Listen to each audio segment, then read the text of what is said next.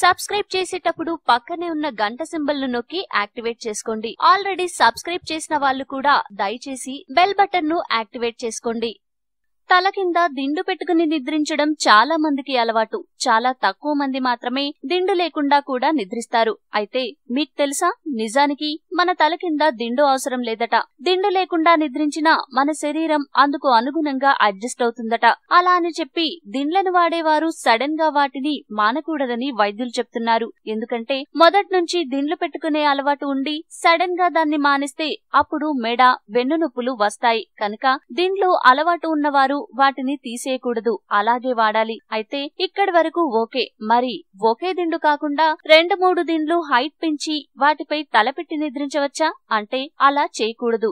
ఎందుకో ఇప్పుడు తెలుసుకుందాం. దిండు ఉండడం వల్ల మెడతో పాటు వెన్నుముకకు మంచి సపోర్ట్ ఉంటుంది. అదే క్రమంలో దిండు కొంచెం ఎత్తు పెరిగినా అప్పుడు రెండింటిపై ఒత్తిడి పడుతుంది. దీంతో మెడ నొప్పి, వెన్ను నొప్పి వస్తాయి. అంతేకాదు ఆ ప్రభావం చర్మంపై కూడా పడుతుందట. అలా తలదిండ్లను ఎక్కువ ఎత్తు పెట్టుకుని నిద్రిస్తే అలాంటి వారికి వృద్ధాప్య ఛాయలు త్వరగా వస్తాయని సైంటిస్టులు చేసిన పరిశోధనలో తెలిసింది. అయితే చెప్పాను కదా, మనకు అసలు దిండ్లతో పని లేదని. కానీ దిండ్లు పెట్టుకునే అలవాటు ఉన్నవారు ఒకేసారి కాకుండా దశల వారీగా ఆ అలవాటును మానుకోవచ్చు. దీంతో అద్భుతమైన ఫలితాలు కలుగుతాయి. వెన్నుముక, మెడకు బలం కలుగుతుంది. వారు ఎప్పుడూ యవ్వనంతో కనిపిస్తారట. అంతేకాదు దిండు లేకుండా నిద్రిస్తే చక్కని నిద్ర పడుతుందట. అయితే దిండ్లు అలవాటు ఉన్నవారు వాటిని క్రమంగా ఎలా దూరం చేసుకోవాలో ఇప్పుడు తెలుసుకుందాం. దిండ్లు పెట్టుకుని నిద్రించే అలవాటును మానాలనుకునేవారు మొదట 2-3 వారాల వరకు తల కింద దిండు కాకుండా ఓ టవల్ ను మడిచి పెట్టుకుని నిద్రించాలి.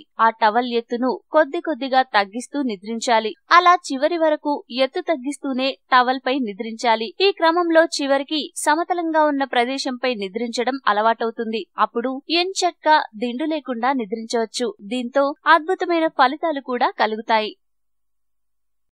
ఈ వీడియో మీకు నచ్చితే లైక్ చేయండి, అందరికీ షేర్ చేయండి, కానీ సబ్స్క్రైబ్ చేయడం మాత్రం మర్చిపోకండి.